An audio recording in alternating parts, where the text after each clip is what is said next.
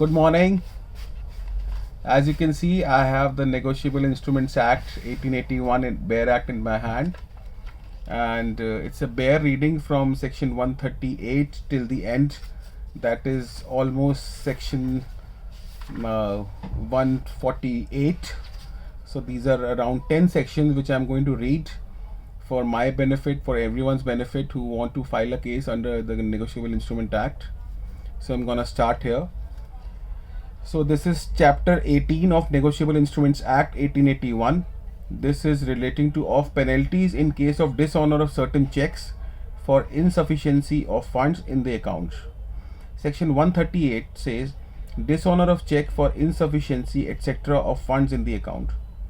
Where any check drawn by a person on an account maintained by him with a banker for payment of any amount of money to another person from out of that account for the discharge, in whole or in part, of any debt or other liability is returned by the bank unpaid either because of the amount of money standing to the credit of that account is insufficient to honor the check, or that it exceeds the amount arranged to be paid from that account by an agreement made with that bank, such person shall be deemed to have committed an offence and shall, without prejudice to any provision of this act, be punished with the imprisonment of for a term which may extend to 2 years (bracket close), or with fine which may extend to twice the amount of the check, or with both, provided that nothing contained in this section shall apply unless a.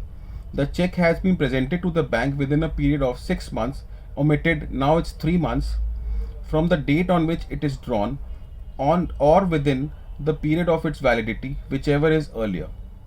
So the life of the check is 3 months.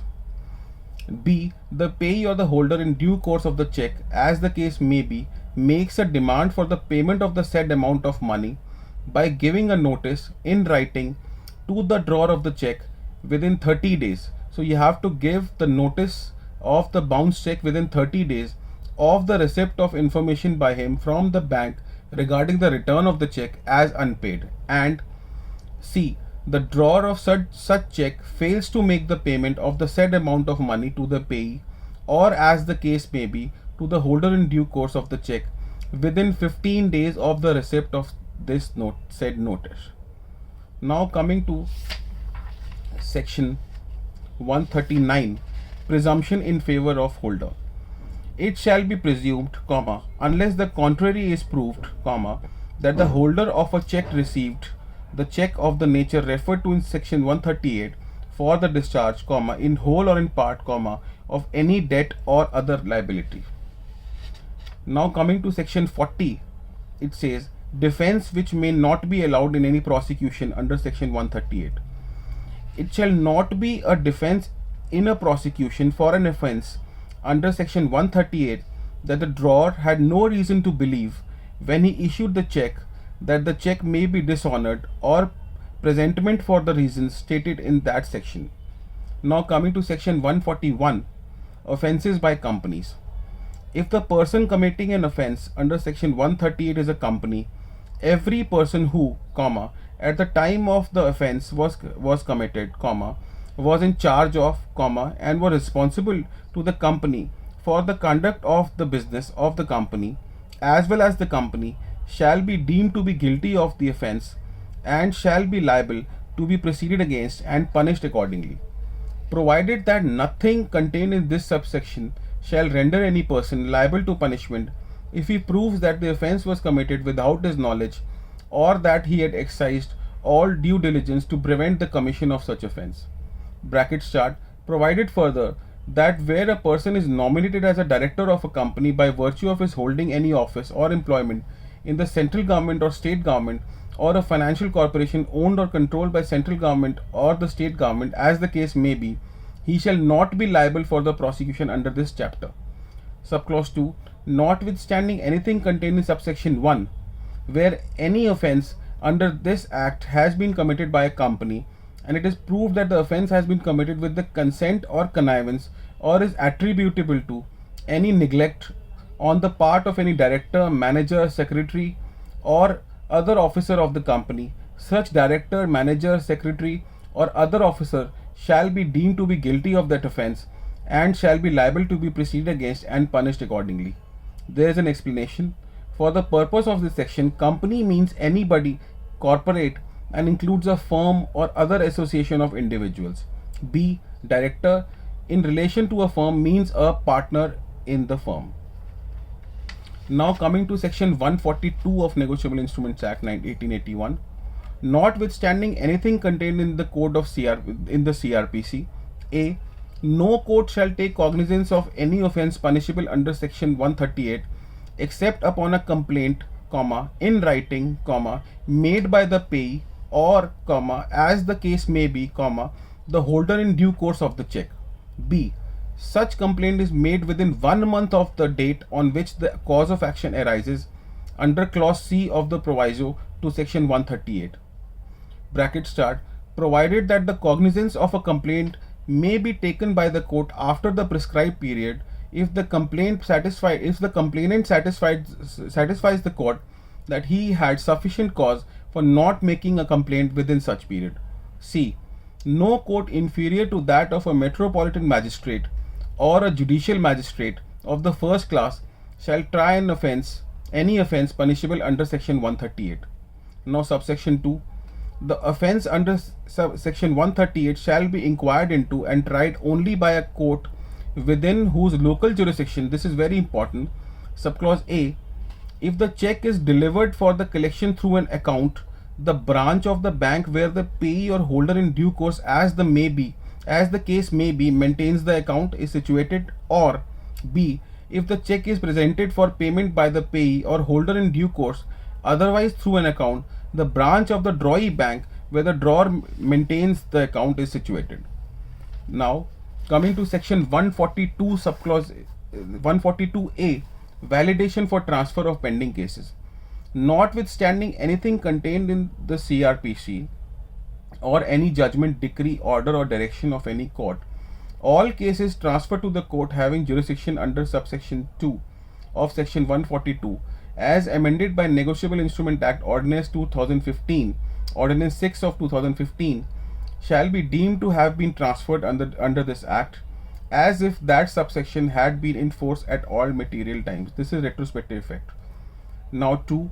Notwithstanding anything contained in subsection 2 of section 142 or subsection 1, where the payee or the holder in due course, as the case may be, has filed a complaint against the drawer of a check in the court having jurisdiction under subsection 2 of section 142, or the case has been transferred to that court under subsection 1, and such complaint is pending in that court, all subsequent complaints arising out of that section 138 against the same drawer shall be filed before the same court, irrespective of whether those checks were delivered for collection or presented for payment within the territorial jurisdiction of that court. 3. If on the date of commencement of Negotiable Instrument Act 2015, more than one prosecution filed by the same payee or holder in due course as the case may be against the same drawer of checks is pending before different courts upon the said fact having been brought to the notice of the court, such court shall transfer the case to the court having jurisdiction under subsection 2 of section 142 as amended by Negotiable Instrument Ordinance 2015, before which the first case was filed and is pending, as if the subsection had been in force at all material times. Now coming to section 143, power of court to try case summarily. Notwithstanding anything contained in CRPC, all offences under this chapter shall be tried by a judicial magistrate of the first class or by a metropolitan magistrate, and the provisions of sections 262 to 265 of the said code, this is CRPC, as far as may be, apply to such trials, provided that in the case of any conviction in a summary trial under this section, it shall be lawful for the magistrate to pass a sentence of imprisonment for a term not exceeding 1 year and an amount of fine exceeding 5,000 rupees. Provided further that when the commencement of or in the course of a summary trial under this section, it appears to the magistrate that the nature of the case is such that a sentence of imprisonment for a term exceeding 1 year may have to be passed, or that it is, for any other reason, undesirable to try the case summarily, the magistrate shall, after hearing the parties, record an order to that effect, and thereafter recall any witness who may have been examined, and proceed to hear or rehear the case in the manner provided by this code.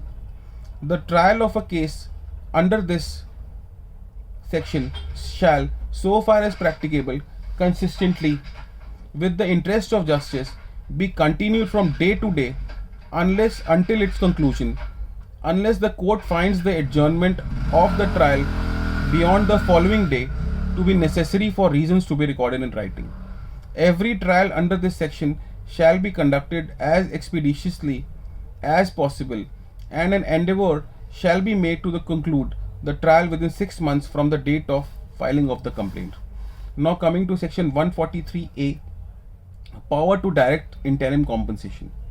Notwithstanding anything contained in CRPC, the court trying an offence under section 138 may order the drawer of the cheque to pay interim compensation to the complainant, A, in a summary trial or a summons case where he pleads not guilty to the accusation made in the complaint, B, in any other case upon framing of charge. 2. The interim compensation under subsection 1 shall not exceed 20% of the amount of the cheque. 3.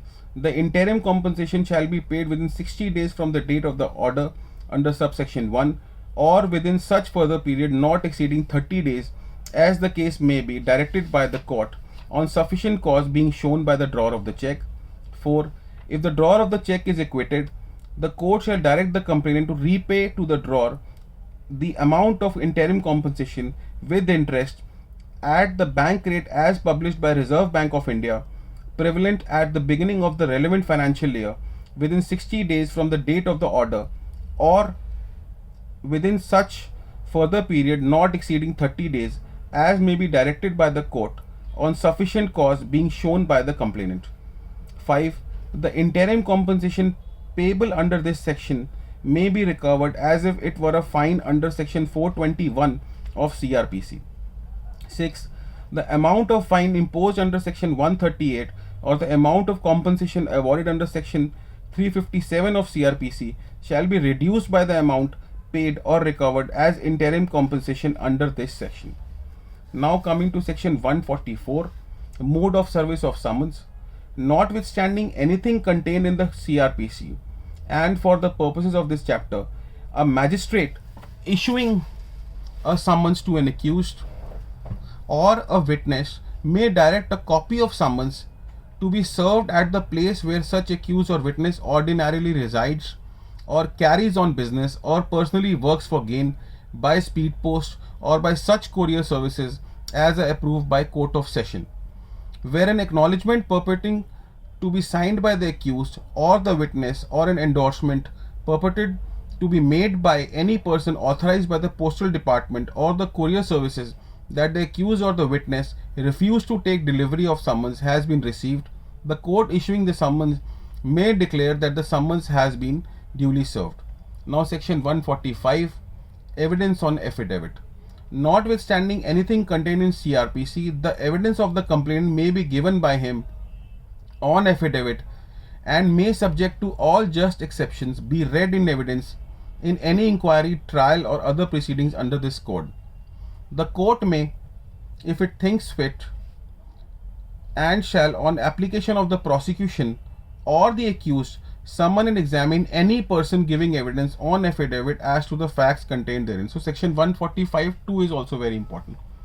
Now section 146, bank slip prima facie evidence of certain facts. The court shall, in respect of every proceeding under this chapter, on production of bank slip or memo having thereon the official mark denoting that the cheque has been dishonored, presume the fact of dishonor of said cheque unless and until such fact is disproved.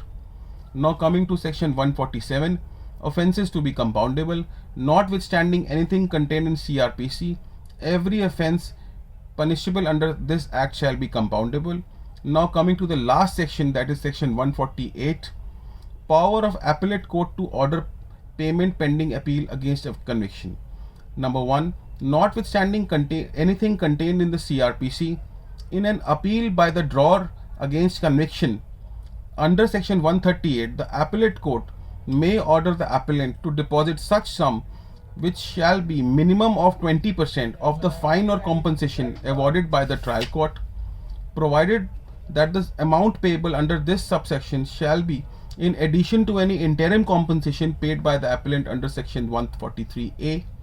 2. The amount referred to in subsection 1 shall be deposited within 60 days from the date of that order, or within such further period not exceeding 30 days, as may be directed by the court on sufficient cause being shown by the appellant. 3.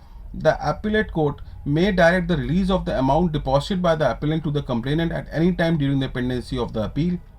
Last para, provided that if the appellant is acquitted, the court shall direct the complainant to repay to the appellant the amount so released with interest at the bank rate as published by Reserve Bank of India, prevalent at the beginning of the relevant financial year, within 60 days from the date of the order, or within such further period not exceeding 30 days, as may be directed by the court on sufficient cause being shown by the complainant.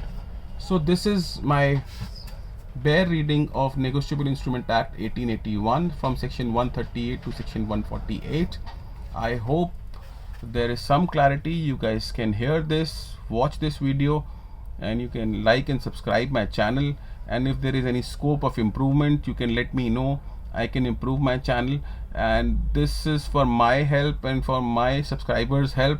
One should, watch these videos, hear these videos again and again, and do well from themselves. And obviously for people whose checks have bounced or who are defending any check bounce case, they can also refer to this video.